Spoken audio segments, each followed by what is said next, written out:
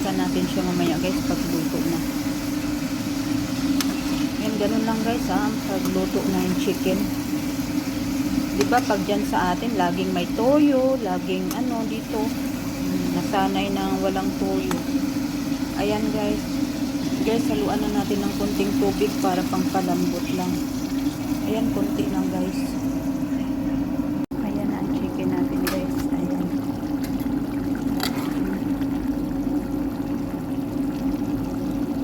Dami yatang Philippine nalagay ko. Ayan. Ang chicken natin. Ayan, luto na guys. Dami kong nilagay na pwede na. Luto na siya.